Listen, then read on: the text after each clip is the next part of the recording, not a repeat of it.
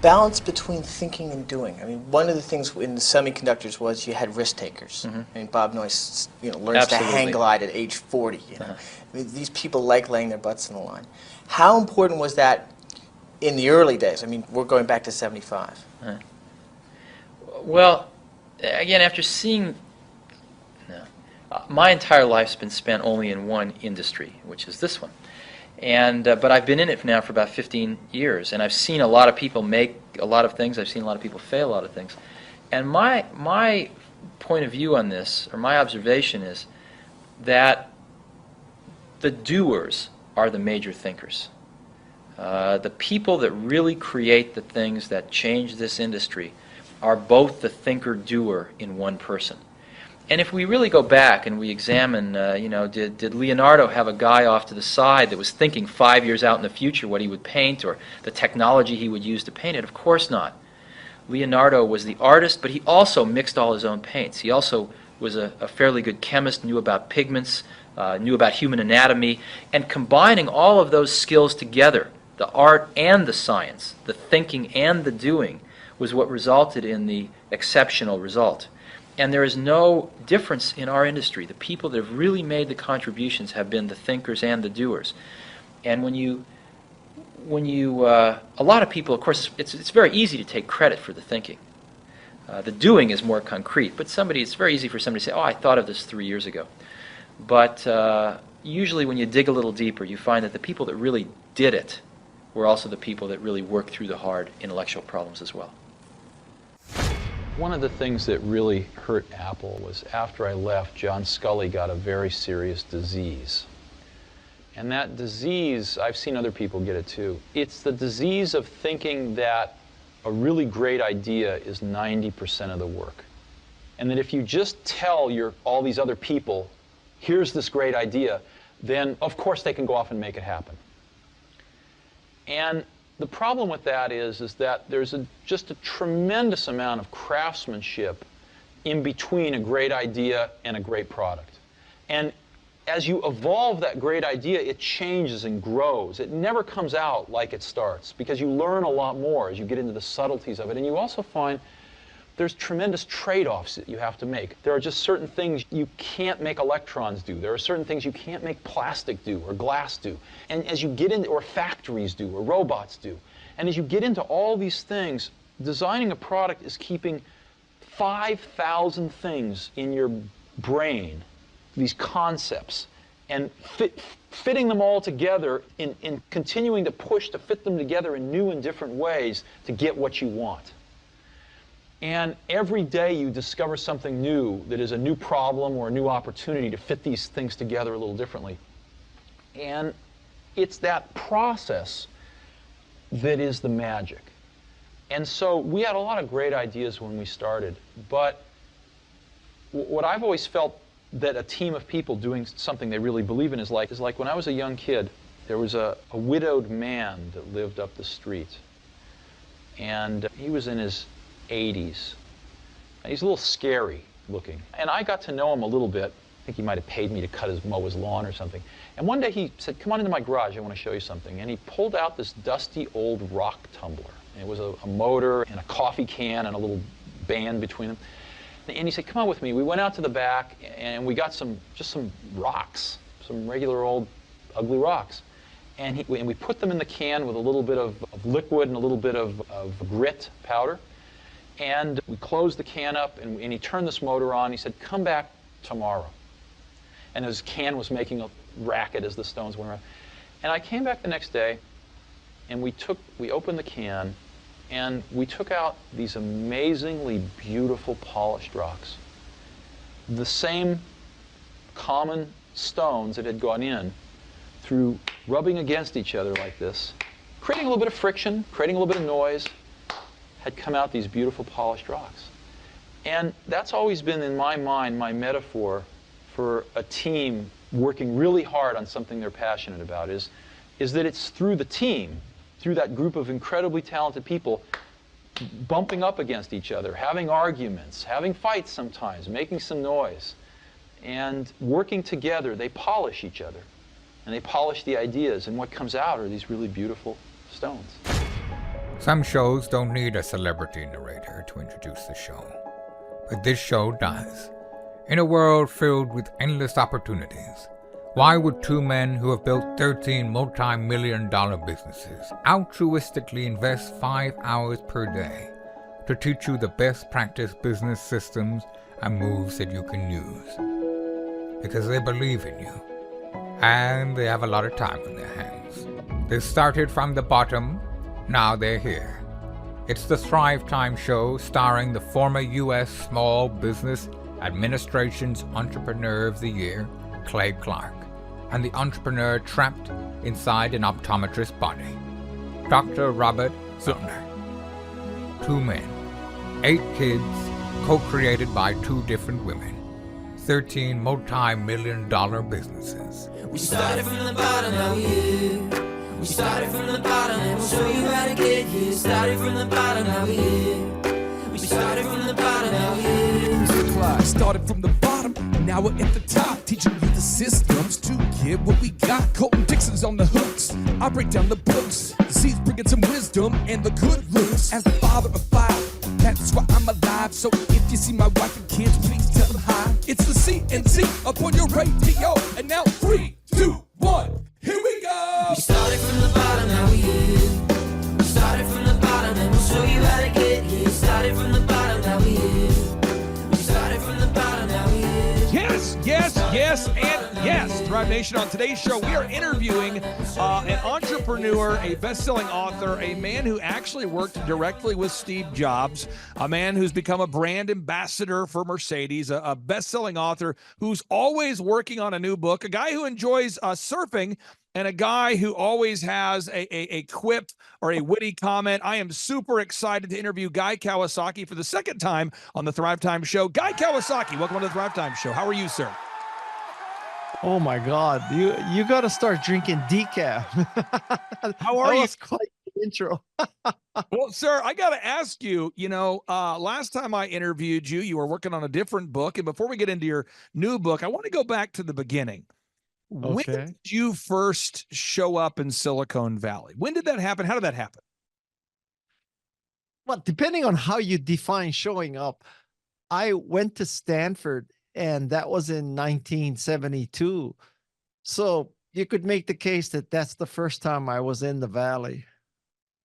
Now, so 1972, you're in, you're at Stanford, you're in the Valley, and somehow from there to Apple. Tell us that transition. How did you go from Stanford to Apple, sir? Well, I am living proof of the goodness of nepotism, because my college buddy and roommate at Stanford, after we both went on our separate careers for a while. In fact, I went to law school for a couple of weeks and dropped out. And then I got an MBA, and I was working in the jewelry business of all things. And I fell in love with computers, and he was already in computers, and he was in the Macintosh division. So he recruited me. Basically, I went from the jewelry business to the computer business, the Macintosh division. And so I had no qualifications for that. I had an undergraduate degree in psychology. Fundamentally, my business experience was working for a jewelry manufacturer. I did a short stint for a software company, but not enough to justify hiring me.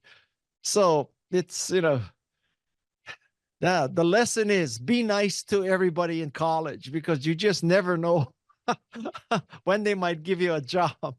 Now, you at some point became a man who was really charged with or helped to lead the introduction of the Macintosh computer to the masses. At some point, I mean, you became this guy who helped to really sell the product. There's a lot of great products that never get sold, but you worked your way into Apple as a man who helped lead the charge in selling the products.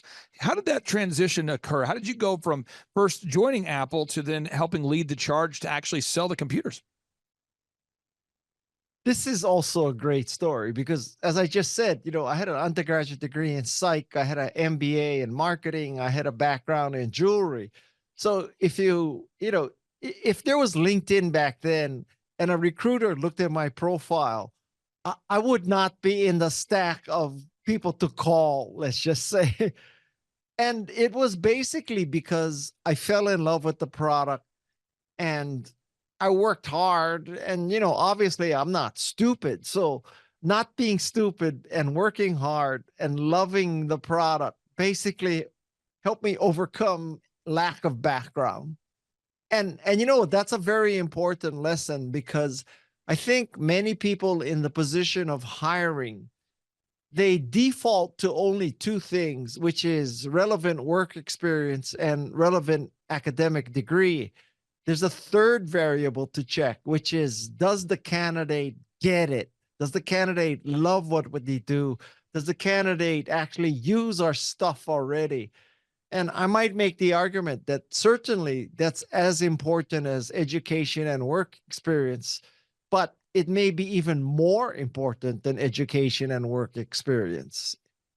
You worked for Steve Jobs, and you demonstrated through your hustle, through your love of the product, through your you got it. And Steve Jobs was a guy who got it.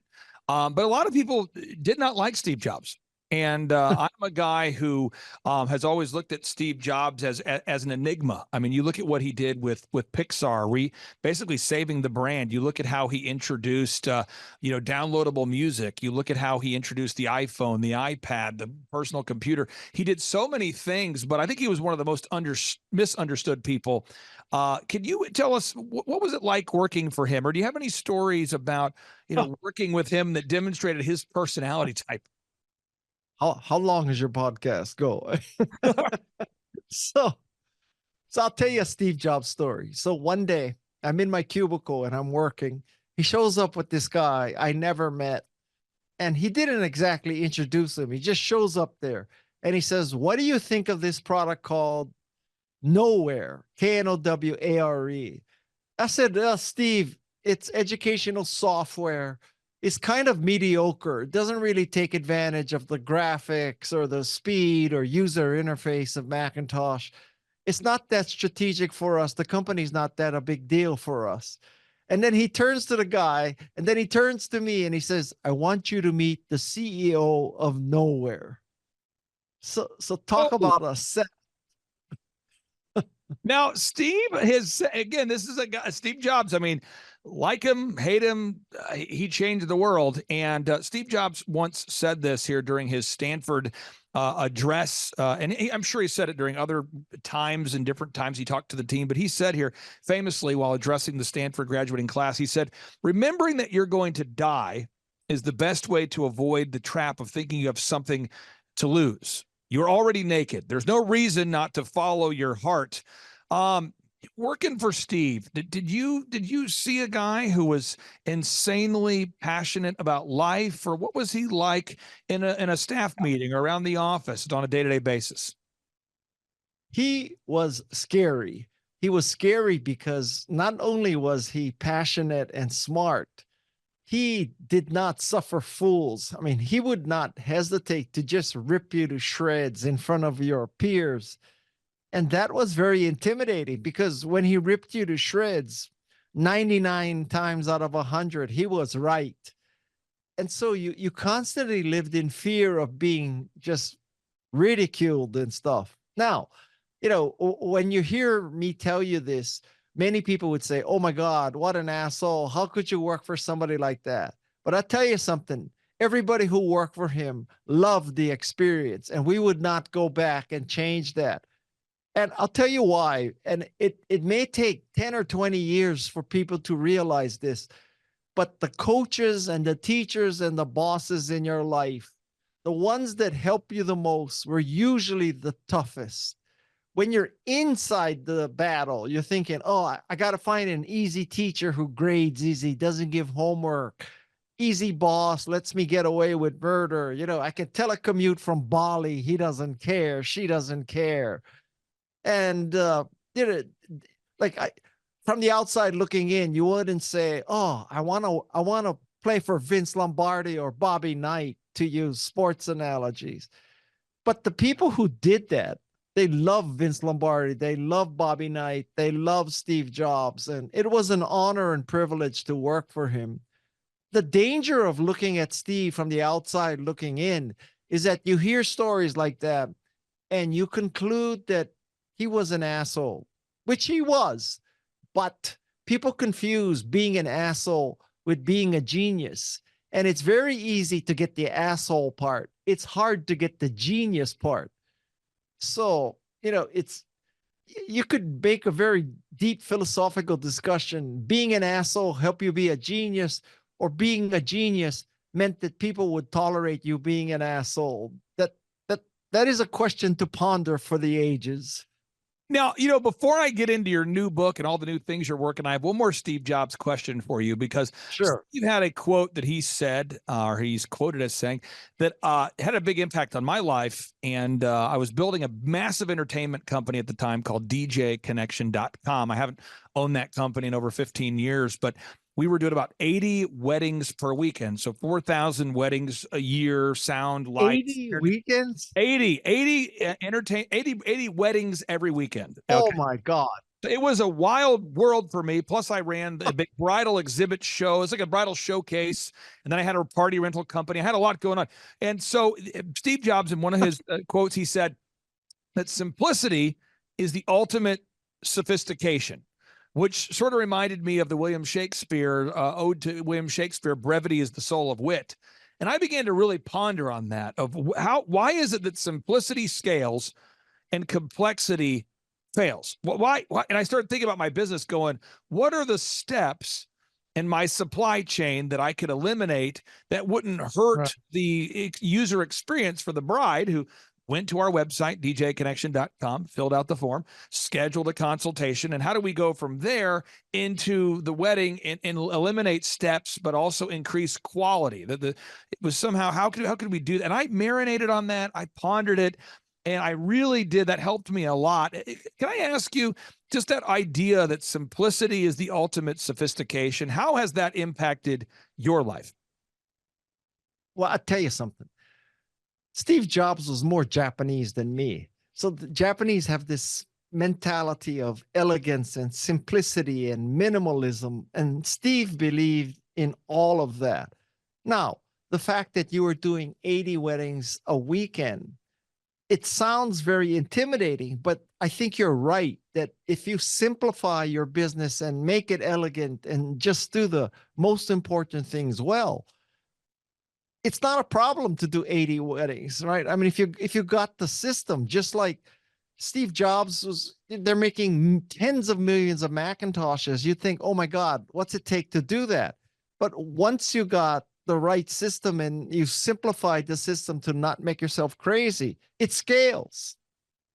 Now, you have some controversial worldviews on a lot of things. So I'm gonna get right up in your business, and feel free to hang up on me if you don't like it. Okay. So the email thing, how do you deal with emails? Because you are one of the most sought after authors, speakers. People reach out to you all the time. And people today, with the technology we have, not even getting into AI, people can find people's email addresses. People can do it, and they're going to shoot you an email. And if you're not careful, your whole life will be defined by responding to emails from random people that reach out to you.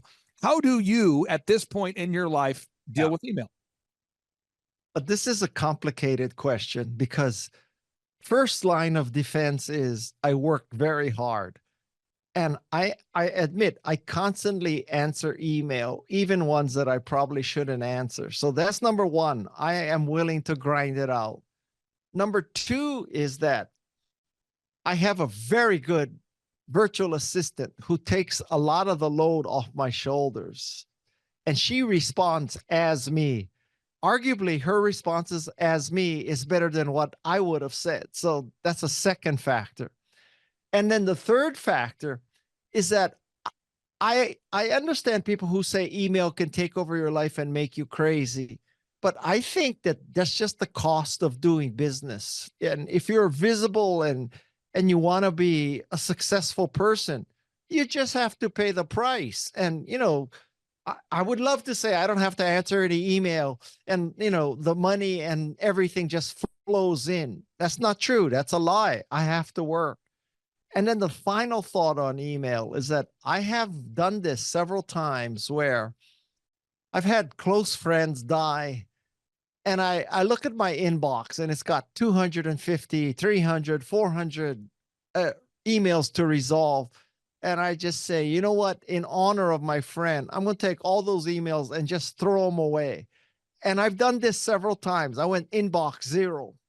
And I noticed something very interesting, which is nobody sends a second email and says, I sent you an email 30 days ago. You didn't answer. What's up? Did you get it? So my logic is, you're telling me I can throw away all those emails. Nobody will follow up. Maybe it wasn't that important to them in the first place. So I realize this advice is completely contradictory, but I'm telling you, that's my methods. Now, this is going to be controversial, and again, you feel free to hang up on me here. I always look at every interview as like, this might be my last interview, and just to be clear and transparent, so you kind of know my background. After I sold my entertainment company, I thought to myself, I don't know what I want to do with myself. I sold it, and I found myself in my late 20s going, I don't really need to work anymore. What do I want to do? And what I found was people would reach out to me saying, can I pick your brain? And I thought, you know what? I'll say yes. And then I said yes, and yes, we have 5 kids. And my wife says, honey, perhaps you should charge people to help them. And I said, okay, but let's just do something that makes sense to me. I'll get a small percentage of the growth. So that's how I derive an income. My podcast is not an income generating resource for myself. I team up with entrepreneurs. I only take 160 in what I call my master class.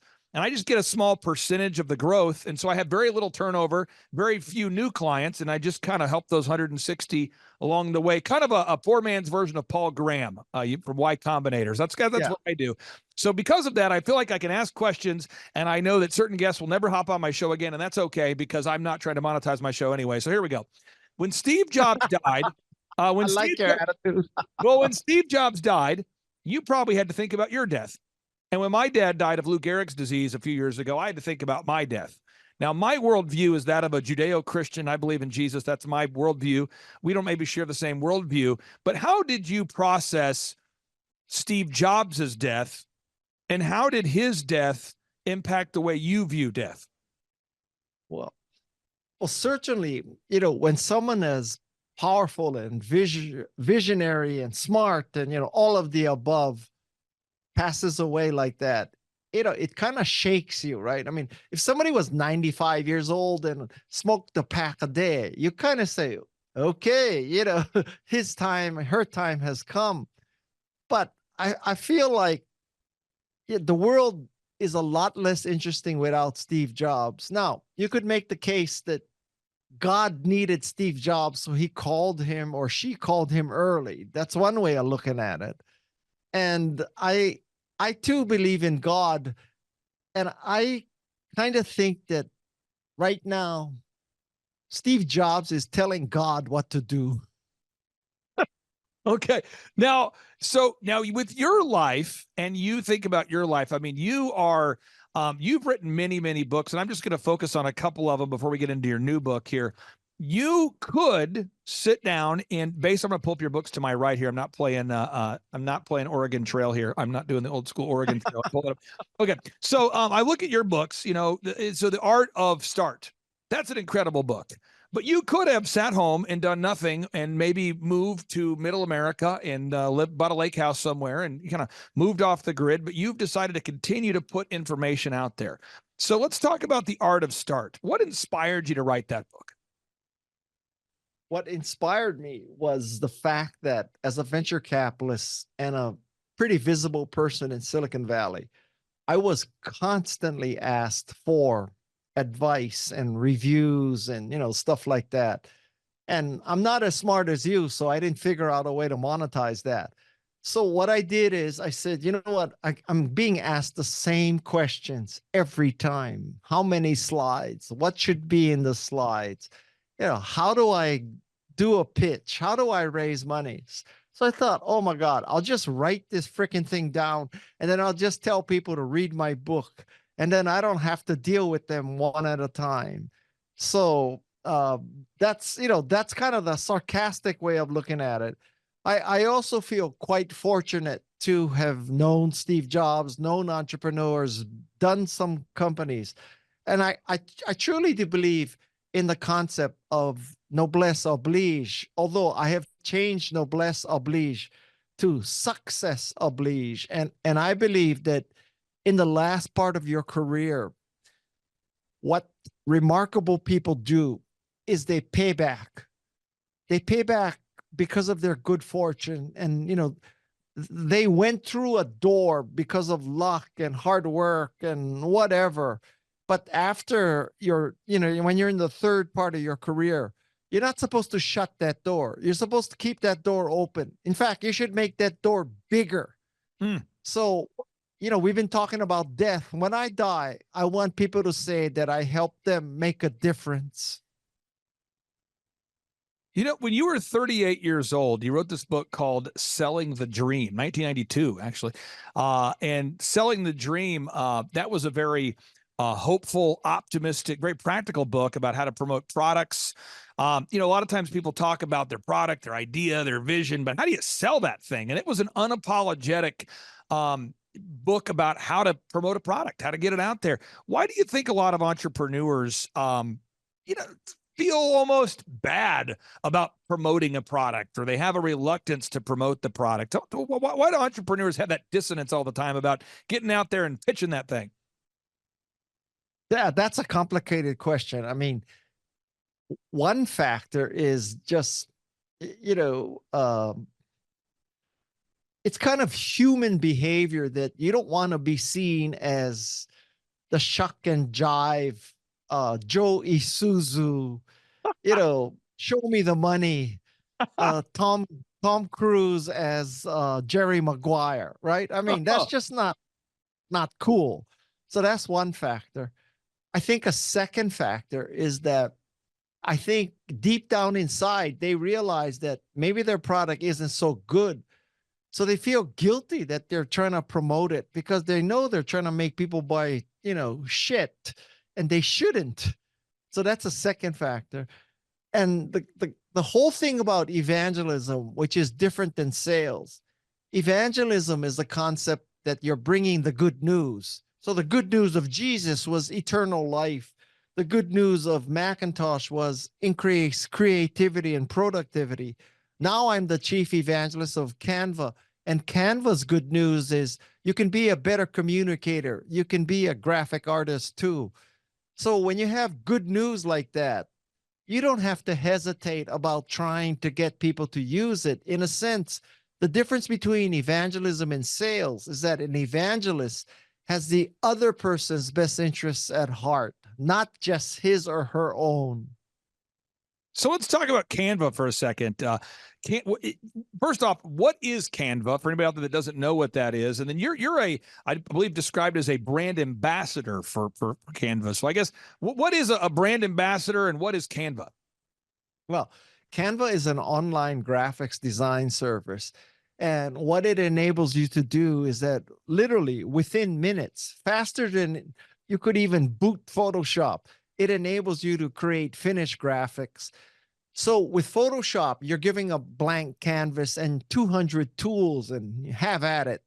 With Canva, Canva has figured out, the few hundred common uses of graphics: Instagram, square format, Etsy store background, Facebook album, Facebook post, all the comments, 16:9 presentations, websites.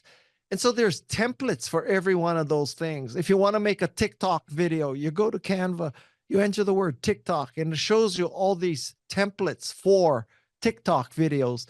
You pick one of those templates, you obviously put in your own pictures and your own text, and within minutes, you're done.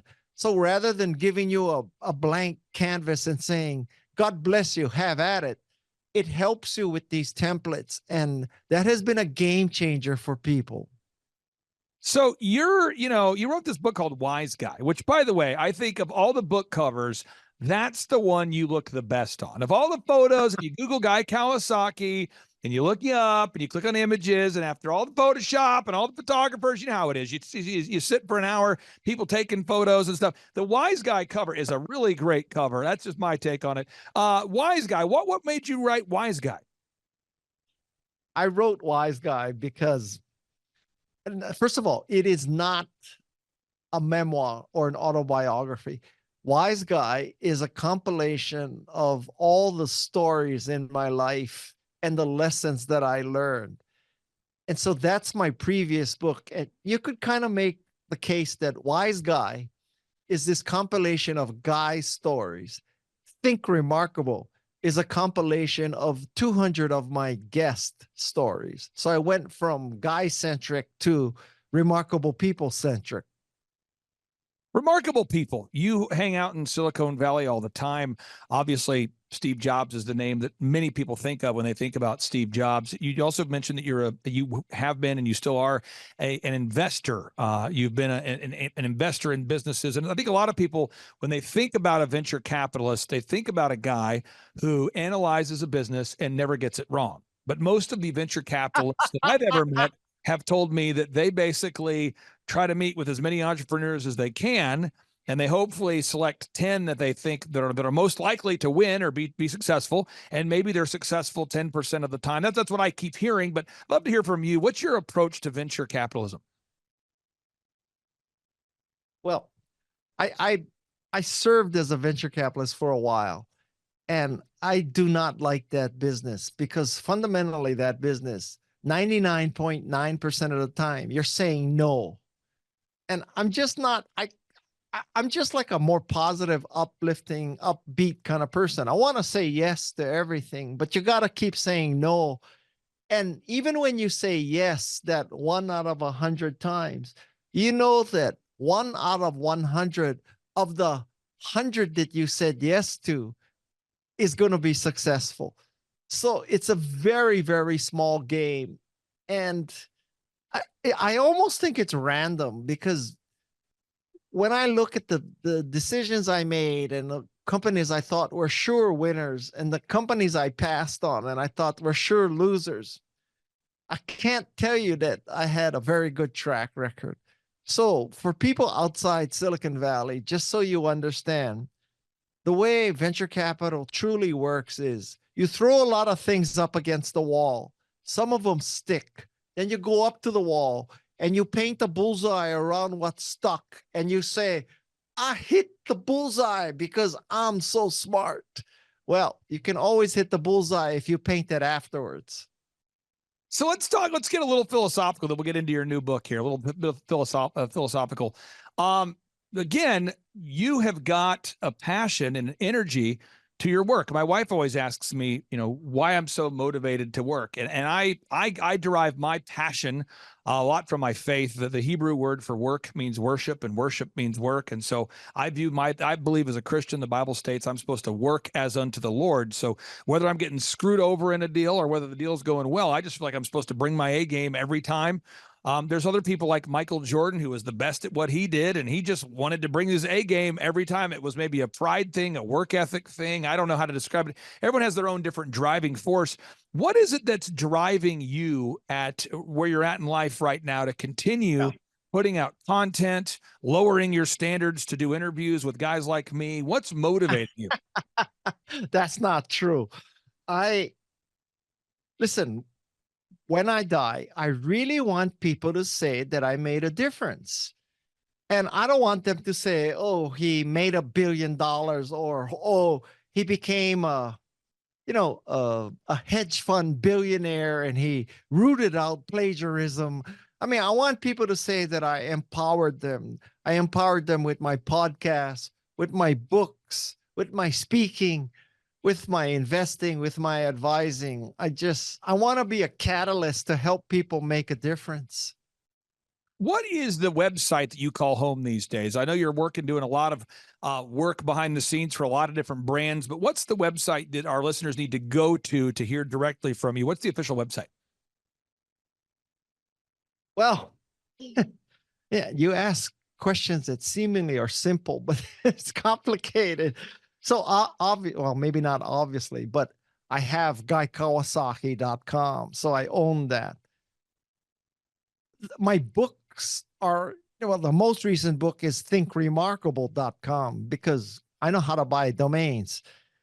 And yet, I will tell you that the place that I am most on edge and transparent, for better or for worse, is probably LinkedIn. I use LinkedIn as a social media platform as opposed to some place to find a job.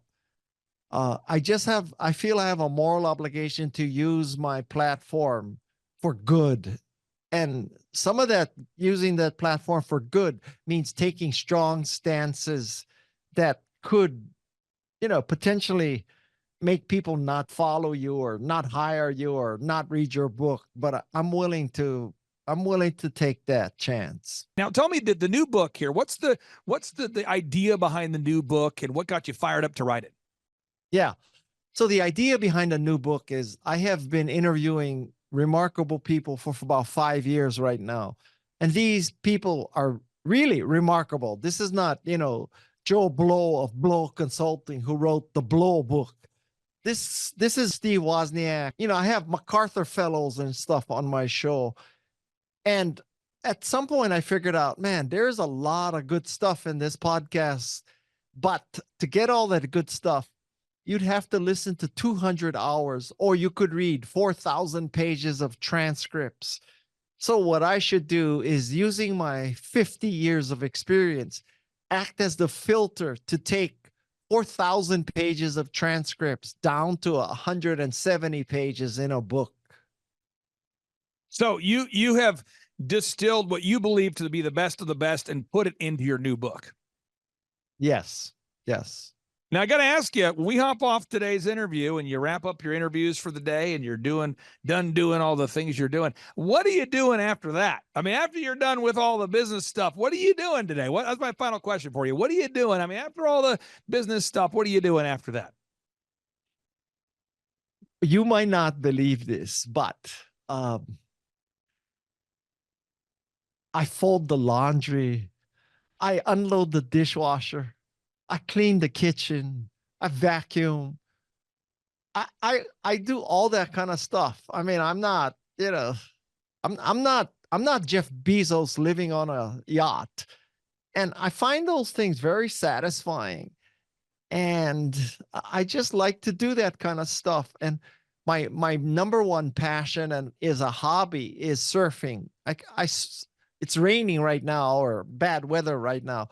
I surf 2 or 3 hours a day. So between 2 or 3 hours a day of surfing, hour and a half of cleaning up stuff, and my podcast, my day is done.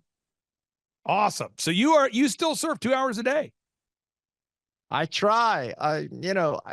I'm very late to surfing. I took up surfing at 60, and that's actually evidence of a key concept from my book, which is the growth mindset. And, let's just say not a lot of people are taking up surfing at 60. Maybe they're playing golf. Mostly they're probably watching Fox. But I decided to take up surfing at 60 because of my daughter. And let's just say that's about 55 years too late. Wow. Well, I appreciate you opening your heart and your head to us today, sharing your worldviews and sharing about your career and your books. And I just really do thank you for your time. Thanks for hopping on the show for installment number 2 on the Thrivetime Show. And I hope you have a great rest of your day there, Guy. Thank you very much. And all the best to you. And thanks for the great interview. It's been a great interview. Thank you. Thanks a lot, brother. Have a great day. All righty. Bye. Sir, what is your name and what's the name of your business? My name is Brett Meal. I own Leisure Insurance Group. And so, sir, we're at the desk. You're looking at the numbers. One more time. What is your name? What's the name of your company, sir? Brett Meal. I own Leisure Insurance Group.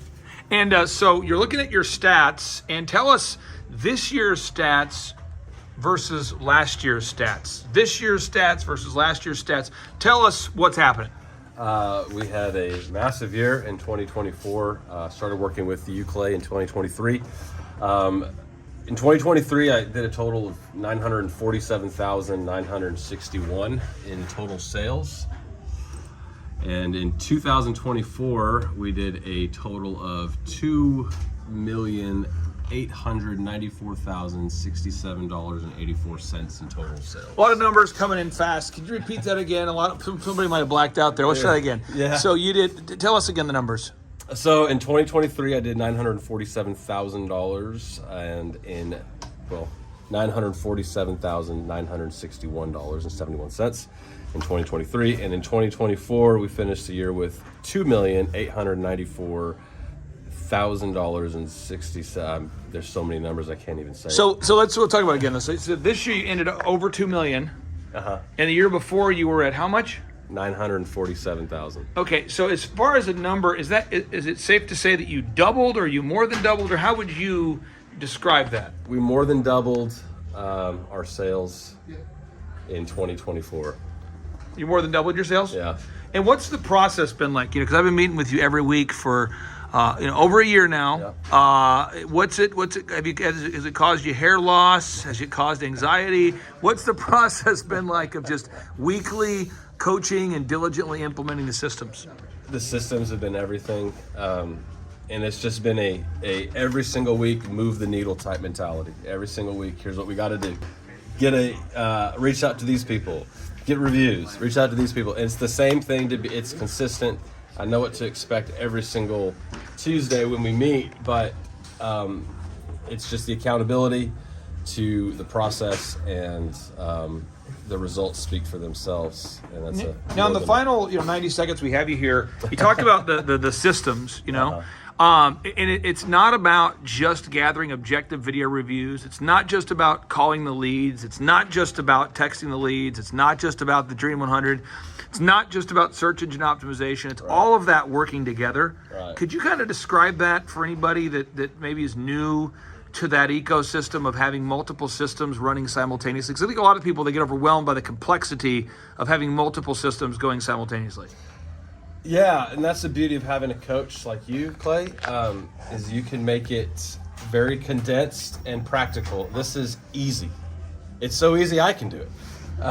And you just got to stay humble and stay coachable and stay consistent. And it's not overwhelming. It's you hit your columns, A through whatever column we're at now. Because if you look, we started in 23 with 1, 2, 3, 4, 5, 6, 7, 8, almost 9 columns. And then 2024, we've added almost double that. That's because every single week we're finding new ways to move the needle. And so it hasn't been overwhelming. It's been fun. It's been hard, but that's business. And it's been an incredible year. Now, final question I have here for, I guess final 2 questions, is if somebody wants to buy something from you, Yeah. what do you actually sell? I mean, what is your product that you sell? What kind of solutions, what kind of services do you sell? I sell peace of mind. We sell, Oh, well, sure, then I'll buy 2. Exactly. We sell auto, home, life insurance, umbrella insurance, boat, RV, commercial, workers' comp, you name it, pretty much everything but group health insurance and individual health insurance. We can insure it. So reach out, happy to help. And then how would you describe your overall coaching experience, let's say in 30 seconds or less for anybody watching? So it's kind of like, what's your name, the name of your company, and how would you describe your experience? Yeah, my name's Brett Meal. I own Leisure Insurance Group. My coaching experience with Clay has been incredible. I show up every single week ready to move the needle. And that meeting might be 3 minutes, it might be an hour, but every single week I leave with something tangible that I can do to move the needle and help grow my company. Thrive Nation, every single day somebody reaches out to me, literally every single day somebody reaches out to me and they say, I'm in an industry that's saturated. I'm a mortgage provider. I'm an insurance provider. I'm a car salesman. I'm a dentist. I'm a doctor. I'm a lawyer. And they say, how do I stand out in this cluttered world of commerce? How can I reach my ideal and likely buyers? And on today's show, we're interviewing a longtime client that's having remarkable success very quickly. And he provides insurance to anybody watching today's show. He provides insurance to people all over across this great nation. He's a great friend of the program. Brett, welcome onto the Thrivetime show. How are you, sir? Good, Clay. Thanks for having me. So, Brett, let's start off with the controversial stuff. First off, what's your last name? How do we properly pronounce your last name? Meal, like Happy Meal. Okay, and your website, I want to prove that you're not a hologram. The website is leisureinsurancegroup.com, Right. leisureinsurancegroup.com. For the people watching today's show, what kind of listeners can you help? What states, what kind of products, who can you help? Yeah, we're mainly focused in Oklahoma and Texas. We have some clients right now in Colorado, Arkansas, Tennessee, Missouri, but mainly Oklahoma and Texas is where we're focused right now. So how did you first hear about me? What poor choices did you make that caused you to end up in my office? I have a friend of a friend that said, "Hey, you need to meet my friend Clay," and it's been history ever since. And I think he's a friend of the show. His name's Steve Currington. Now, working with you, so many people, when they think about business growth, they think, oh, we're going to have walk on hot coals, take hours and hours talking about our vision. And really, that's not what I do at all. My goal is to help you grow your business so you and your wife can pursue the vision that you believe God's given you and your wife. I try to keep our meetings to the point, pragmatic, so I'm not wasting your time. Can you talk about the non-length of our meetings? Because I think a lot of times people think when they hire a business coach who's helping them grow, they're going to be stuck in massive long meetings. Talk about kind of the overall flow or the focus of our meetings. Yeah, I mean, it really depends on, how the week before went, which is great because it's all about accountability. So if I've hit all my or markers for the week or metrics for the week, sometimes that meeting's a 10 to 15 minute, hey, good job, keep doing it, you're doing great. Sometimes we got to dive a little deeper, and sometimes those meetings go 30 minutes, but the most it's ever taken is 45, I think. And we were kind of dealing with some website issues. So, average time is 20 to 30 and really productive, and highly accountable. Now, your growth has been outstanding. I don't want to exaggerate the result. I just was looking at the tracking sheet today, and I don't want to give a wrong number or wrong percentage, but I mean, have you grown double the size you were before you met us? Have you grown 10 times, one time, 33 times? How much larger are you now than when you first started with us? Well, the prior company I was with before was a captive group, and in my first 6 months in the brokerage and working with you, I had already sold more in the 6 months than I did in my 2.5 to 3 years with the other company. And just to be clear, when you say captive company, what that means is you're selling insurance for one particular brand. And so you're pitching a specific brand. And now you're free. If people go to Leisure Insurance, if they go to your website right now, if anybody goes to your website, that's leisureinsurancegroup.com, you can now sell a variety of products. Am I getting that correct, sir? Yeah, absolutely. So we have a contract with, several different AM best rated carriers that we find the best rate with the best coverage on the market. And when you with a captive agent, they have one carrier and that they can shop with. And sometimes that's good. Sometimes it's not so good because you can't control rate. Now you're saying more product now in a month than maybe you used to sell in a year. Am I getting that right? Yeah. So actually last month was July. And ever since I've been in this industry, 4 to 5 years now, we've always known July is to be our worst and lowest month we've ever had. And that's the mindset everyone has. And since working with you, my mindset obviously has changed a lot about what's possible, what we can do. And July, which was last month, was the largest month I've ever had on record by triple. So I tripled last July's production. And it was just a real testament to just stay with the process, keep going. And I just had the biggest month in what is traditionally our lowest month. Now, this is big. Whenever you take the sun, for anybody out there who wants to talk about the sun and magnifying glasses, and someone says, I like this. Are we going to talk about burning ants? What you do is you take the sun's rays and you harness them via the magnifying glass, and you focus that magnifying glass on a given area. And if you do it, you can cause something to burn. You can cause a fire. Now, if you don't focus on core tasks until success, you will never create enough heat or enough heat, enough energy to actually start a fire. And I believe that's a big part of growing a business. And so every single week, and again, there's 14 steps to growing a business. I'm just focusing on one of them during today's testimonial video or success story video.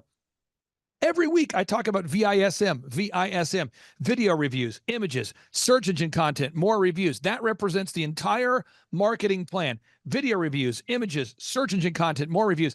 Can you talk about just maybe the maddening nature of having somebody that literally obsesses on the same thing every week? I mean, I know it produces fruit, but also knowing that it's a simple plan that actually works. Yeah, I mean, just today, I think we spent about 5 minutes of our meeting talking about VISM, and today's main thing was Google reviews. Get more Google reviews. Get more Google reviews. And I'm a believer because there's proof in the pudding. And so whenever you say it, I just know, hey, you're applying pressure to this because we're onto something and we're on the heater and we need to keep going. And so I just trust the process and get more Google reviews. I think we got 10 today. So now your business, again, I just want to be very clear, because you're saying you're now selling 3 times more this July than you sold last July. Am I getting that right, sir? yeah. Yeah, and again, you're selling more in what, a month than you used to sell in a half a year, or what's a better way to articulate that? I'm just trying to, because again, people listen to this show, they're listening because they want to have real results. So how would you best describe the results you've had? Gosh, I mean, what I used to do with our old company in 1 month, I do in a week on average. So you're now closing 4 times more deals than you used to close. Absolutely. That's incredible. Okay, so now this is the system. I'm giving people the system. Someone says, what's the secret system? A lot of these ridiculous business coaching programs, they have this system where you pay $1,700 this month, and the next month we'll teach you the secret. We just charge a flat rate of $1,700 per month. Someone says, what? 1,700. That's a 20% margin. Thus, I make $340 a month per client. It's really a simple system. I've been doing this since 2005. So we talked about this system. I'm going to go through these 14 points. Box number 1, with every client, we sit down, we figure out your revenue goals. What are your yearly goals? What are your weekly goals? We do that. Okay. Second, what's your break-even number? Can you talk about the importance of knowing your numbers now? I mean, really knowing how much you have to sell just to break even? Absolutely. I mean, you got to have a target to hit. You can't just go in and hope and wish and dial without having a target. And so you've been really good about saying, okay, I remember that first meeting because it was like, here's what I think we should do or could do. And we've exceeded that. And we've, over the last year, really just incrementally added more numbers. We've upped the numbers. Okay, cool. You got 20 this week. How about 50? Okay, you made X amount of calls. How about 50 more this week? And so we just consistently up those numbers. And so we are not just hitting the goal, because once we've hit it, you always push me to go further and get and reach for more. And so that's been incredible to see. Now, next, I want to really, really hammer this, folks. Box 3, define the number of hours per week you want to work. I'm not advocating for men to get divorced. I am somebody who does read the book of Genesis and Exodus, and I do believe in the concept of a 6-day work week and the Sabbath rest on the 7th. However, I have clients that work 4 days a week. I have clients that literally, I have one guy I talked to today, I won't mention his name. He jokes, his goal is to figure out how many minutes per week he can work. He literally is to a point where he's trying to work less than an hour a week. And he spends that hour just following up on certain things. And so everyone's got their own goals, but how important is it to know the time blocking, like block out time in your schedule, especially as a father and a married guy? Yeah, it's incredibly important. And, I sat down with my wife when we started this new venture, said, hey, I'm getting challenged a lot. And, for us to get where we need to go, I need to go in on Saturdays. So I work Monday to Saturday. And you've been really good about helping me figure out what's important to focus on and time blocking it. It's really good working with you because I can see your actual calendar and how to stay accountable to things and to actually finish it. It's also encouraging because I see your calendar and realize how light my calendar is. So there's never an excuse to not get anything done. So yeah, it's, what? And the time blocking is such a big thing for anybody out there. Time blocking. You got to block out time. Box number 4, unique value proposition. At Leisure Insurance, I would argue you guys are allowing people to find the best rates possible. The best plan, the best rates, the best policy. People could call it the 3 Ps. I tell non-captive insurance agents I work with, I talk about the 3 Ps a lot. When they ask me, they say, what can I do to make my brand different? I say, focus on the 3 Ps. They say, what are the 3 Ps? I say, best price, best product, easiest person to work with. Best product, best price, easiest person to work with. How has it helped you knowing that you got a website that represents you? Because we do include the photography, the video, the web, the search engine, the branding, the online ads, all of that's included. How much has that helped you go out there as an individual, knowing that you have a website that represents those 3 Ps behind the scenes? As a business owner and someone that's just driving the business, I don't have to focus on it. That's a huge load and mental load and even just skill set I don't have to think about it. And, to know that you guys are consistently updating that and putting that out there. So it's just one thing off my plate and I can focus on what's really important. Now we're moving through these boxes again, folks. I've written a book. You can download it for free. I've written 30 plus books, but you can download this book for free. It's called A Millionaire's Guide. You can download it for free at thrivetimeshow.com/millionaire. You can download the book for free, thrivetimeshow.com/millionaire. Box number 5, branding. People do judge you based upon the first impression, website, print piece, logo, branding. Box number 6, we talked about it. That's the marketing strategy for you, in particular, VISM. You've got to have a 3-legged marketing stool, a sturdy stool of at least 3 ways that you market in a sustainable way. I do not ask you to do things on a weekly basis that are not scalable. I focus on repetitive systems that work. Can you just give the listeners out there an example? How much are your Google leads up this time, this month versus, let's say, 6 months ago? Oh my gosh. 10x. I mean, legit 10x. Yeah. So how has that impacted you having your Google leads go up by 10x? I mean, yeah, and my phone rings nonstop, and which people are wanting to buy or interested in buying your product, so they're automatically a prospect. And so, it's been awesome. I don't, the marketing leg of just having leads come to you is such a load lifted off my shoulders. Now we look at box number 7, having a sales conversion system. You do a great job with this, but you have sales scripts, recorded calls, print materials that make sense, pre-written emails. You got it in place. Box number 8, figuring out how much profit you actually make. You do a great job. You got to measure what you treasure. Tracking is a big part of success. You do a great job of that. Cumulatively, I think we all do a great job of that on your account, keeping track of the numbers that matter. Box number 9, you got to be organized to build an organization. This just in. You've got to be organized to build an organization. You got to create repeatable systems if you want to scale a company. You got to be organized to build an organization. Can you talk about that a little bit, having a team behind the scenes that knows where to find files and organizes your business cards and print pieces in a way where you can actually find your passwords? Yeah, absolutely. We have a sheet that is the agenda sheet that's got everything you can think of. It's got last year's lead tracker. It's got last year's sales report. It's got the password sheet. It's got the contracts. It's got scripts. It's got everything you think of. So if you lose something or can't find it, you know where to find it. It's on the agenda. That is the move. And again, folks, this is what a scalable business looks like here. Around in the corner here. We move on to the next system. It's so important. Box number 8. What? Box number 8. Again, you've got to know your customer acquisition costs. What does it take? What does it cost you to get a new customer? Box 9. You've got to you have to create repeatable systems, processes, and file organization. Box number 10, you got to manage people as you grow. Once you nail it, you got to scale it. And eventually you have to manage people. We do talk about that a lot in our business coaching. For sake of time today, we won't get into that a lot, but you've got to find a way to hold people accountable.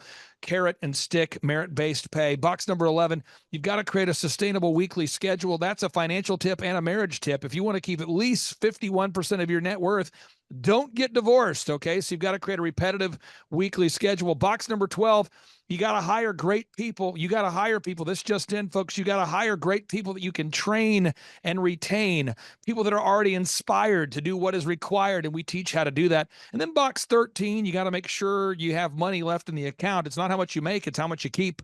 Again, it's not how much you make, it's how much you keep. So you got to look at the accounting.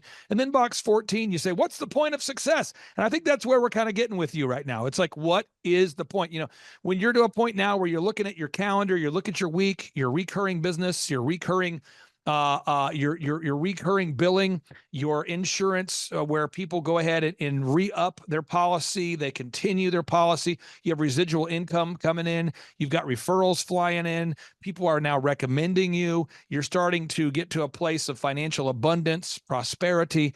Then you can sit back and say, man, what's the point of this? And that's where we talk about our goals for our faith, our family, our finances, our fitness, friendship, fun. I'm going to let you kind of put a ribbon on the box here, or a bow on the present here. What would you say to anybody out there who's watching this that maybe is on the fence about scheduling a free 13-point assessment with myself and or attending one of our interactive 2-day business workshops? Yeah, if you care about your business, I mean, invest in it, and you know, it's totally worth um, showing up and at least listening. And if you can stay coachable and stay humble, I promise you it'll work, because it worked for me. And I just know that there's proof in the pudding. That's Who's almost Google. Who's not a good fit? Who's somebody you say, hey, bro, seriously, bro, they only take on 160 clients, bro, save yourself the time. Don't fill out the form who should not be going to thrivetimeshow.com to schedule a free consultation? If you think you know how to do it already and you're just stuck in your ways and you're not going to work hard, that's who. Okay. And then final question I have here for you. How has the one-on-one business coaching impacted your life? Oh, it's been huge. You know, the accountability is probably the bigger thing. Sitting in a room with you and some other business leaders, knowing that they've walked the same road I have, maybe not the exact same road, but they've been in my shoes, and there's just such encouragement. I always leave my meetings encouraged, believed in, and challenged. And so that's huge, because I want to grow and I want to go to whatever's next for me and take my family there. You know, folks, another way you can challenge yourself is to try driving your car with 3 wheels. That's a way to challenge yourself. Just rip off one of the tires, drive around with 3 wheels. That's something you could do. Another way you could challenge yourself is you could try to figure out the Rubik's Cube today. You could look at it, you try to figure out how to get it to work. You could go to the mall and stare at one of those paintings or posters where if you look at it long enough, you could eventually see something else.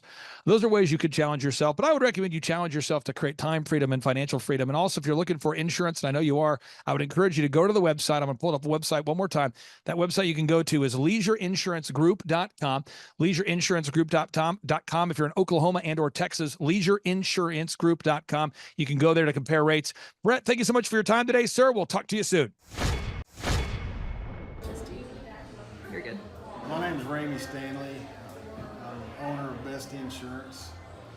We've had good results with Google since we started coming to Thrive. We've 6 months or so, we've made our way to the top, and we've gotten a lot more leads to work. Our business has grown. It's definitely a good thing.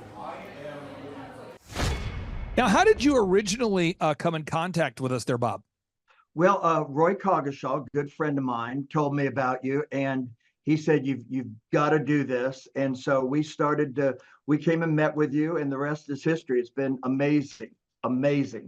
Now, how much have you grown? Do you have like a percentage, or is there some sort of way you quantify the growth since we've had the opportunity to work with you guys? Well, here's how I do it, because our business has changed, and here's what I mean by that. I'm 64. I know I probably look 44, and I'm just kidding. But the thing about it is that, what I love about this business, working with you and working with Andrew, is that the business starts taking a life of its own. It starts taking we are getting so many calls, so many reviews, but calls from Google. People are calling us from Oklahoma City, for example, or Tulsa, and we're getting more calls than we've ever received before from the internet. And Andrew had told us a couple of years ago, he said, it will happen, you watch, and he was right on the money. Thrive Nation, I am excited for you to meet an actual wonderful, diligent, kind, hardworking person that you should probably do business with. This is a longtime client of ours who's having massive success as a result of diligently implementing the proven systems and processes. Bob, welcome on to the Thrivetime Show. How are you, sir? Doing great. Thank you. So, Bob Derby, if people want to verify that you're real, what's the website they need to go to find your business? DerbyInsuranceSolutions.com. Okay, I'm going to pull it up here on the screen so people can verify you are in fact real and not a hologram. Okay, so DerbyInsurance.com. DerbyInsuranceSolutions.com. Solutions.com. So Derby. There you go. Solutions.com. Putting it in right now. Boom. That's the website. That's where you go. And do you provide insurance in all 50 states or just a specific state? Or tell us where do you provide insurance? Well, we do a lot of Oklahoma and Texas, but it's just a matter of getting a license and a non-residence license in another state, so we can get health insurance, life insurance virtually in any state. What states do you currently operate in, just so our listeners who would know if they want to reach out to you? Our big ones are in Florida, Texas, Oklahoma. We are so busy, Clay, with those that we're just we're swamped. Now, how did you originally come in contact with us there, Bob? Well, Roy Coggeshall, good friend of mine, told me about you, and he said you've got to do this. And so we came and met with you, and the rest is history. It's been amazing, amazing. Now, how much have you grown? Do you have like a percentage, or is there some sort of way you quantify the growth since we've had the opportunity to work with you guys? Well, here's how I do it, because our business has changed, and here's what I mean by that. I'm 64. I know I probably look 44, and I'm just kidding. But the thing about it is that what I love about this business, working with you and working with Andrew, is that the business starts taking a life of its own. It starts taking we are getting so many calls, so many reviews, but calls from Google. People are calling us from Oklahoma City, for example, or Tulsa, and we're getting more calls than we've ever received before from the internet. And Andrew had told us a couple of years ago, he said, it will happen, you watch, and he was right on the money. Do you have any kind of percentage that you could throw out there as far as the growth? The reason I'm asking is because there's somebody watching this right now that's a lawyer, a doctor, a dentist, and they're thinking about scheduling a consultation or coming to a conference. And is there some sort of number you could say, or way you? Yeah, I'd say right now 15%. We're just so busy with that. We're just doing great. It's amazing. And again, that website is DerbyInsuranceSolutions.com. And just to be real, before you and I met, you'd been in business for a long time. How long had you been in business before we met? Well, I started back in 2001, 23 years. And so we met a couple of years ago. And what happened was we started to, when I started 23 years ago, Clay, the leads were really good. You could buy leads, and from people that got on the internet and all that. And I bought thousands of leads, but after a few years, those leads turned into, they were just garbage, because 10 people, and I'm not exaggerating, 10 or more people would get the same lead. And even if you called them right away, or maybe the next day or something like that, people were mad because they had already been contacted a bunch of times and everything. And so we quit buying those leads. And then we found out about you. We had tried a couple of SEO, a couple other companies. We didn't get any results. I was a little, hesitant at first. But when Roy told me and talked to me, and then we met you, I just said, okay, we're doing this. And it's been wonderful. For somebody out there that's on the outside of the website looking into the conversation, we talked to a guy the other day who had said that he had been listening to our show daily for 9 consecutive years. Wow. Before he filled out the form. And I said, 9 years? He goes, yeah, I remember this. He said, Clay, I've been listening to your show for 9 years. Found you on iHeart. And he goes, I just don't know why I didn't schedule a consultation sooner. I don't know what I was thinking. What would you say? How would you describe your experience for anybody who's watching right now? Well, first of all, do it. And second of all, I will say this, and my daughter was we were talking about this morning. What we love about your company is you support our goals and help them grow. You listen to what we need, what we want. And you're not just trying to slam something down our throat and say, do it this way, and that's the only way. We get the marching orders on what to do, but it's to reach our goals, and that's what we love about it. And it just makes it convenient for us, because the nice thing is, like I said a few minutes ago, it does have a life of its own. We're getting calls. We used to get most of our business from reviews, and now from referrals, and now we're getting a lot of them from Google, from the internet, and it's just amazing. And in fact, they're getting to be half of them. It's almost getting to be half of them are from referrals and half of them for reviews. And it's exciting to see the growth in that. And that's the real growth to us, to see how many are coming from the internet. Now, a friend of mine, I won't mention his name because I don't want to make this show politically polarizing, but a friend of mine owns a hotel chain. And he has more people that reach out to stay at his luxury hotels than he has availabilities. I mean, so he actually can't possibly accommodate everybody who wants to stay in his luxury hotels.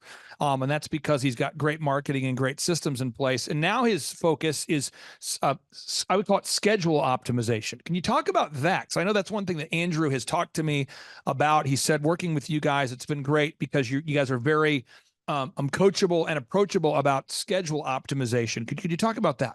Yes, what happens is we get the calls come in, we find out where they're coming from, and we schedule. A lot of times we can do an appointment right there, but we schedule calls with them, and our appointments, our calendar starts filling up, and we start talking to people.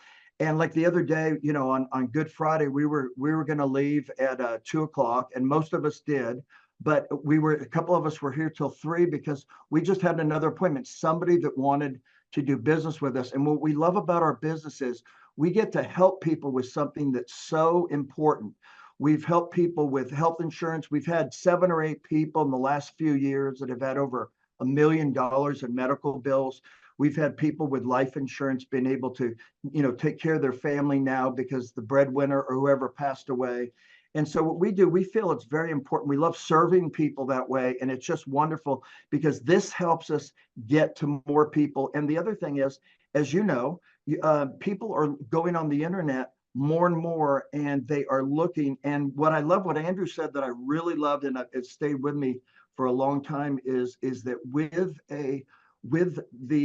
when they're going on Google, the work that we're doing today, and this is important for all the business owners out there, what the work that we're doing today will be there a year from now, 2 years from now, 3 years from now. It's not like if I buy a sign and then I take the sign down in a year, that sign's gone. But with this, it stays and it grows and it grows, and it's just wonderful. You couldn't get rid of us. So we just love it. Now, system creation. One thing we've had a wonderful opportunity working with you guys. And again, I'm not attacking clients. All of our clients listen to this show. I have some clients, and I call it a coachability scale.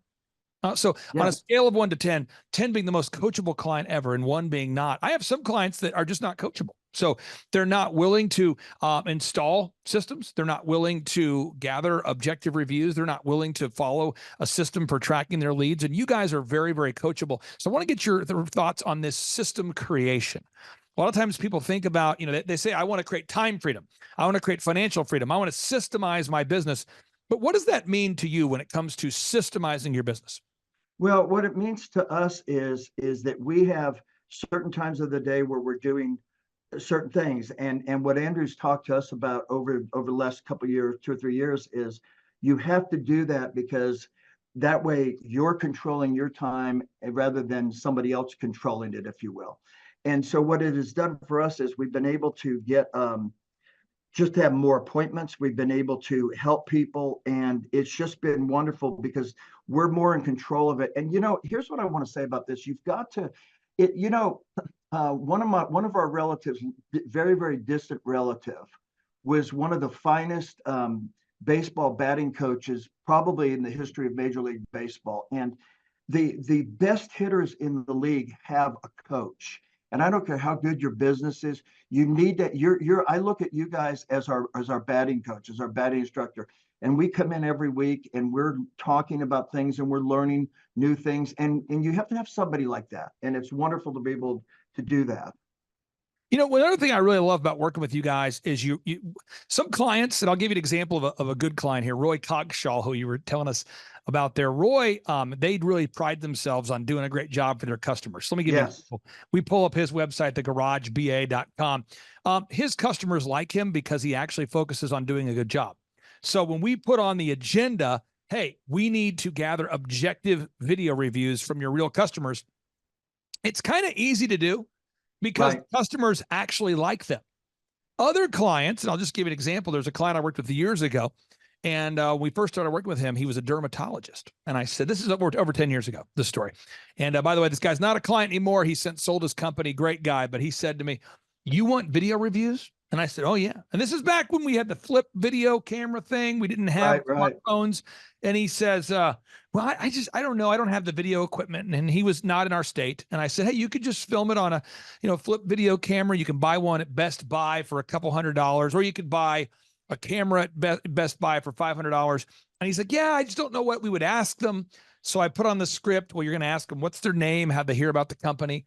What are their thoughts about the service, and would they recommend the person? And he says, I just don't know who on my team would film it. And after this round and round, finally I said, is there like a bigger objection here? And he goes, yeah. a lot of our customers hate us. And I said, they hate you? And he's like, no. He's like, my partner, he's the one who sees most of the patients, and he's very combative, and we're always running late. And I frankly don't think a lot of people have good things to say about us. And so I don't think we should be getting those reviews. But just that process of asking him, he started saying, you know what? That's probably not good for me to be saying that. You know what we need to do is we need to find out what we could do better and improve it to the point where we're confident that customers don't hate us. And then we'll start getting those video reviews. Right. And so can you talk about just the process of knowing that you're striving now to gather objective reviews from real customers? How has that helped you maybe be more mindful of making sure that your already happy customers are having the best experience possible? It's everything. We have over 1,000 now 5-star reviews. When we started with you, we had about 30. So we are almost, well, we're just a little over 1,000 more than when we started with you. And the thing about it is that people, they want to give reviews. I had this one lady, it was so sweet of her. We were talking one day on the phone, and she said to me, I'm so glad that I called you. She said, my friend said, we were looking at all your reviews, and she said, my friend said, oh, they can't have that many good reviews. And she said, well, they can't all be lying. And she was laughing because she was so grateful that she had called us. And people love getting reviews. And when I go to a website, I look at a review. I'm looking at reviews. I want to see who's put it down. And the video reviews, I think, are just absolutely brilliant because people are seeing somebody live, and they're just seeing them talk about what your service is. And we really pride ourselves. We give, and we mean this, I mean this from the bottom of our heart. We give the very best service. And we have so many people tell us that. And we care because, again, it's so important. When you have somebody call you, I had a gentleman, I was on the phone with him about a month ago. He's had over $2 million in medical bills, and he's had health insurance with us. And it saved his life because he's gotten the care that he's needed. And when you talk to people like that and you realize that you've given them great service and you've helped them in a very important part of their life, it makes it all worthwhile, everything. Tracking. Final area I wanted to talk to you about is tracking and marketing.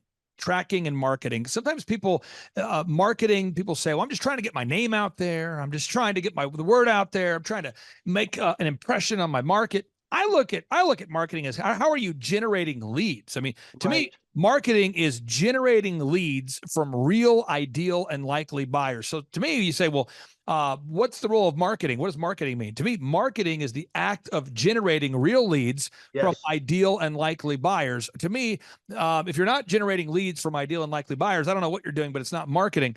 Now, so then we do tracking because tracking shows the fruit of those efforts. Can you talk about tracking and doing real marketing, how that's helped you to optimize your business?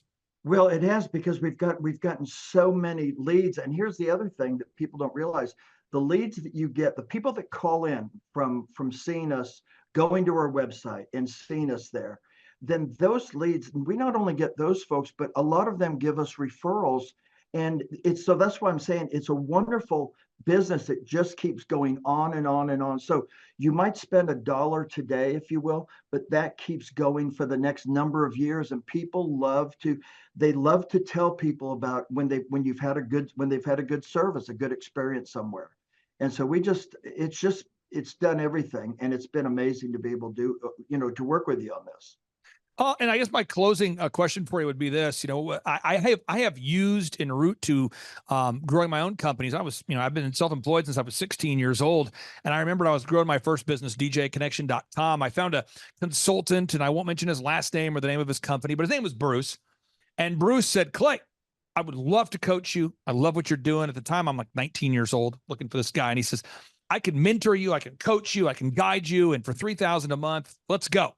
And again, I haven't owned DJ Connection in well over 10 years, but so I hired Bruce, and then Bruce said, "Well, the way my coaching works is you get a call every two weeks, and if you need anything, you call me." And I said, "Okay, cool." What Bruce didn't tell me was every time I called him, there was an extra charge. He didn't say that every time you call me, there's going to be an extra charge. I also found an attorney I worked with over the years that every time I called them, they would charge me. And I even had one attorney that would call me just to check on me and then charge me. Accountants a lot of times charge per minute. And so what happens is when at the very time you need mentorship the most, you hesitate to call because you don't want to get that extra fee. So I determined in my mind at that point that if I ever did build a consulting company, if I ever did build something like what we do today, I would charge flat rate. I would do a flat rate service where it's just a flat rate. So today, as of the time of the recording this, we charge $1,700 a month. And then for most of our clients and where most of our wealth is generated, just being very clear here, we make a 20% profit margin with each and every client we work with. And then most of our wealth is generated where we get a small percentage of the growth, a small percentage of the growth. And so as companies grow their revenue, we make more money. But again, how has that impacted you, knowing that you have a flat rate service that you're working with that does photography, video, web, consulting, workflow design, handles all the digital marketing, all that tech support? How has that impacted you, knowing that it's a flat rate of $1,700 a month? It's number one, it's been great, and number two, it's been more than worth it. And so we're very grateful because of the situation that people, we can actually see the results. You can actually see what's happening.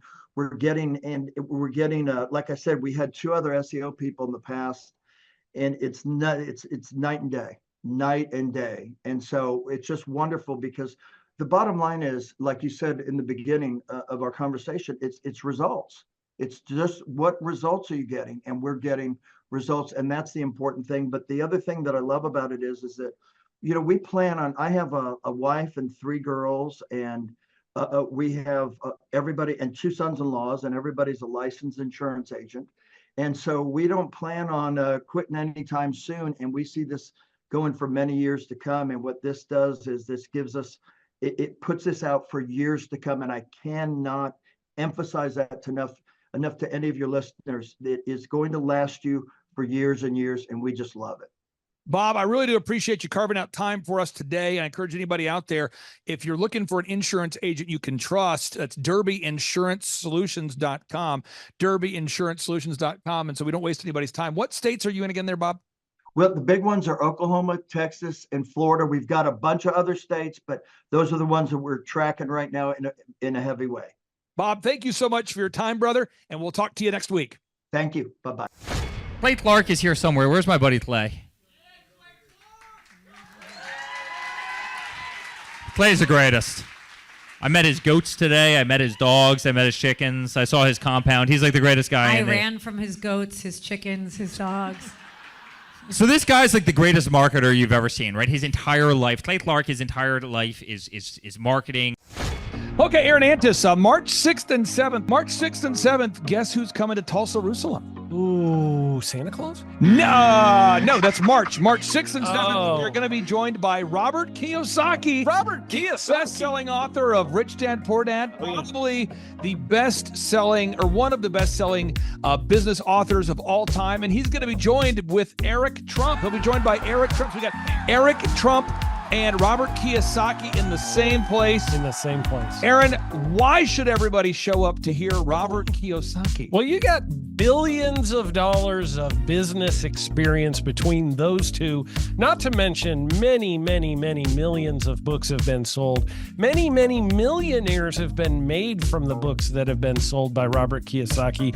I happen to be one of them. I learned from the man. He was the inspiration. That book was the inspiration for me to get the entrepreneurial spirit, as many other people. Now, since you won't brag on yourself, I will. You've sold billions of dollars of houses, am I correct? That is true. And the book that kickstarted it all for you, Rich Dad, Poor Dad. Rich Dad, Poor Dad, the author, the best-selling author of Rich Dad, Poor Dad, Robert Kiyosaki, the guy that kickstarted your career. Yeah, he's going to be here. I'm pumped. And now Eric Trump, people don't know this, but the Trump organization has thousands of employees. There's not 50 employees. The Trump organization, again, most people don't know this, but the Trump organization has thousands of employees. And while Donald J. Trump was the 45th president of these United States and soon to be the 47th president of these United States, he needed someone to run the companies for him. And so the man that runs the Trump organization for Donald J. Trump, as he was the 45th president of the United States and now the 47th president of the United States, is Eric Trump. And so Eric Trump is here to talk about time management, promoting from within, marketing, branding, quality control, sales systems, workflow design, workflow mapping, how to build. I mean, everything that you see, the Trump hotels, the Trump golf courses, all their products, the man who manages billions of dollars of real estate and thousands of employees is here to teach us how to do it. You are talking about one of the greatest brands on the planet from a business standpoint. Right. I mean, who else has been able to create a brand like the Trump brand? I mean, look at it. And this is the man behind the business for the last pretty much since 2015. He's been the man behind it. So you're talking, we're into 9 going into 10 years of him running it, and we get to tap into that knowledge. That's going to be amazing. Now, think about this for a second. Would you buy a ticket just to see Robert Kiyosaki and Eric Trump? Of course you would. Of course you would. But we're also going to be joined by Sean Baker. This is the best-selling author, the guy who invented the carnivore diet. Oh, yeah. Dr. Sean Baker. He's been on Joe Rogan multiple times. He's going to be joining us. So you've got Robert Kiyosaki, the best-selling author of Rich Dad, Poor Dad, Eric Trump, Sean Baker. The lineup continues to grow, and this is how we do our tickets here at the Thrivetime Show. If you want to get a VIP ticket, you can absolutely do it. It's $500 for a VIP ticket. We've always done it that way.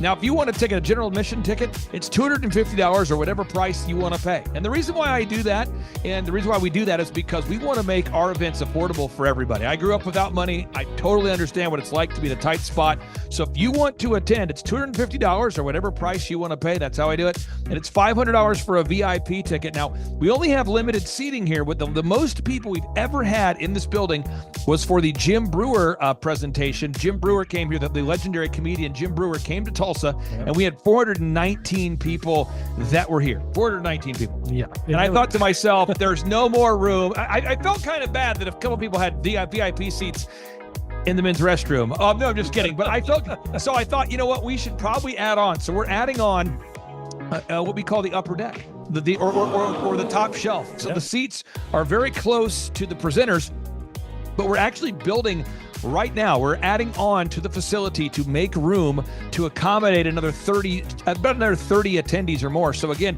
if you want to get tickets for this event, all you have to do is go to thrivetimeshow.com.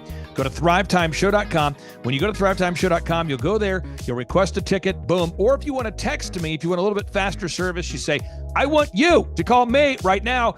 Just text my number. That's my cell phone number, my personal cell phone number. We'll keep that private between you, me, everybody. We'll keep that private. And anybody, don't share that with anybody except for everybody. That's my private cell phone number. It's 918-851-0102. 918-851-0102. I know we have a lot of Spanish-speaking people that attend these conferences, and to be bilingually sensitive, my cell phone number is 918-851-0102. That is not actually bilingual. That's just saying Juan for a one. It's not the same thing. I think you're attacking me. Now, let's talk about this. Now, what kind of stuff will you learn at the Thrivetime Show workshop? So, Aaron, you've been to many of these over the past 7-8 years. So let's talk about it. I'll tee up the thing, and then you tell me what you're going to learn here, okay? Okay. Yeah. You're going to learn marketing and branding. What are we going to learn about marketing and branding? Oh, yeah. We're going to dive into, so many people say, I got to get my brand known out there, like the Trump brand, right? You want to get that brand out there. It's like, how do I actually make people know what my business is and make it a household name? You're going to learn some intricacies of how you can do that. You're going to learn sales. So many people struggle to sell something. This just in, your business will go to hell if you can't sell. So we're going to teach you sales. We're going to teach you search engine optimization, how to come up top in the search engine results. We're going to teach you how to manage people. Aaron, you have managed, no exaggeration, hundreds of people throughout your career and thousands of contractors. And most people struggle with managing people. Why does everybody have to learn how to manage people? Well, because first of all, you either have great people or you have people who suck. And so it can be a challenge. Learning how to work with a large group of people and get everybody pulling in the same direction can be a challenge. But if you have the right systems, you have the right processes, and you're really good at selecting great ones, and we have a process we teach about how to find great people. When you start with the people who have a great attitude, they're teachable, they're driven, all of those things, then, you can get those people all pulling in the same direction. So we're going to teach you branding, marketing, sales, search engine optimization. We're going to teach you accounting. We're going to teach you personal finance, how to manage your finance. We're going to teach you time management. How do you manage your time? How do you get more done during a typical day? How do you build an organization if you're not organized? How do you do organization? How do you build an org chart? Everything that you need to know to start and grow a business will be taught during this 2-day interactive business workshop. Now, let me tell you how the format is set up here. And again, folks, this is a 2-day interactive 15. Think about this, folks. It's 2 days. Each day it starts at 7 a.m. and it goes until 5 p.m. So from 7 a.m. to 5 p.m., 2 days. It's a 2-day interactive workshop. The way we do it is we do a 30-minute teaching session, and then we break for 15 minutes for a question and answer session. So, Aaron, what kind of great stuff happens during that 15-minute question and answer session after every teaching session? I actually think it's the best part about the workshops, because here's what happens. I've been to lots of these things over the years. I've paid many thousands of dollars to go to them. And you go in there and they talk in vague generalities, and they're constantly upselling you for something, trying to get you to buy this thing or that thing or this program or this membership. And you leave not getting your very specific questions answered about your business or your employees or what you're doing on your marketing. And what's awesome about this is we literally answer every single question that any person asks, and it's very specific to what your business is. And what we do is we allow you as the attendee to write your questions on the whiteboard. Yep. And then we literally, as you mentioned, we answer every single question on the whiteboard. And then we take a 15-minute break to stretch and to make it entertaining when you're stretching. This is a true story. When you get up and stretch, you'll be greeted by mariachis. There's going to probably be alpaca here, llamas, helicopter rides, a coffee bar, a snow cone. There's just... You had a crocodile one time. That was pretty interesting. You know, I should write that down and actually do that. Sorry for that one guy that we lost. The crocodile, we duct taped its face so that we duct taped. No, it was a baby crocodile. And it was duct tape. Yeah, duct tape around the mouth so it didn't bite anybody. But it was really cool passing that thing around and petting I should do that. We have a small petting zoo that will be assembled. It's going to be great. And then you're in the company of hundreds of entrepreneurs. So there's not a lot of people in America today. In fact, there's less than 10 million people today, according to U.S. Debt Clock, that identify as being self-employed. So if you have a country with 350 million people, that means you have less than 3% of our population that's even self-employed. Yeah. So you only have 3 out of every 100 people in America that are self-employed to begin with. And when Inc. magazine reports that 96% of businesses fail by default, you have a 1 out of 1,000 chance of succeeding in the game of business. But yet the average client that you and I work with, we can typically double this. And this is no hyperbole, no exaggeration. And I have thousands of testimonials to back this up. We have thousands of testimonials to back it up. But when you work with a home builder, when I work with a business owner, we can typically double the size of the company within 24 months. Yeah. Double. And you say double? Yeah, there's businesses that we have tripled. There's businesses we've grown 8x. There's so many examples you can see at thrivetimeshow.com. But again, this is the most interactive, best business workshop on the planet. This is objectively the highest rated and most reviewed business workshop on the planet. And then you add to that Robert Kiyosaki, the best-selling author of Rich Dad, Poor Dad. You add to that Eric Trump, the man that runs the Trump Organization. You add to that Sean Baker. Now you might say, but Clay, is there more? I need more. Well, okay, Tom Wheelwright is the wealth strategist for Robert Kiyosaki. So people say, Robert Kiyosaki, who's his financial wealth advisor? Who's the guy who manages, who's his wealth strategist? His wealth strategist, Tom Wheelwright, will be here. And you say, Clay, I'm not going to get a ticket unless you give me more. Okay, fine. We're going to serve you the same meal both days. True story. We cater in the food, and because I keep it simple, I literally bring in the same food both days for lunch. It's Ted Escondido's, an incredible Mexican restaurant. That's going to happen. And Jill Donovan, our good friend, who is the founder of Rustic Cuff. She started that company in her home, and now she sells millions of dollars of apparel and products. That's rusticcuff.com. And someone says, I want more. This is not enough. Give me more. Okay. I'm not going to mention their names right now because I'm working on it behind the scenes here. But we've got one guy who's given me a verbal to be here. And this is a guy who's one of the wealthiest people in Oklahoma, and nobody really knows who he is because he's built systems that are very utilitarian, that offer a lot of value. He's made a lot of money in the It's where you rent. It's short term. Not. It's where you're renting storage spaces. He's a storage space guy. He owns the. What do you call that? The rental. Storage space. Storage units. This guy owns storage units. He owns railroad cars. He owns a lot of assets that make money on a daily basis, but they're not like customer facing. Most people don't know who owns the mini storage facility, or most people don't know who owns the warehouse that's passively making money. Most people don't know who owns the railroad cars, but this guy, he's given me a verbal that he will be here, and we just continue to add more and more success stories. So if you're out there today and you want to change your life, you want to give yourself an incredible gift, you want a life-changing experience, you want to learn how to start and grow a company, go to thrivetimeshow.com. Go there right now, thrivetimeshow.com. Request a ticket for the 2-day interactive event. Again, the day here is March 6th and 7th. March 6th and 7th, we just got confirmation. Robert Kiyosaki, best-selling author, Rich Dad Poor Dad, he'll be here. Eric Trump, the man who leads the Trump organization. It's going to be a blasty blast. There's no upsells. Aaron, I could not be more excited about this event. I think it is incredible, and there's somebody out there right now, you're watching, and you're like, but I already signed up for this incredible other program called Smoke Your Way to Thin. You think that's going to change your life? I promise you, this will be 10 times better than that. Looks like I picked the wrong week to quit smoking. Now, don't do the Smoke Your Way to Thin conference. That is, I've tried it. Don't do it. Yeah, chain smoking is not a viable. I mean, it is life changing.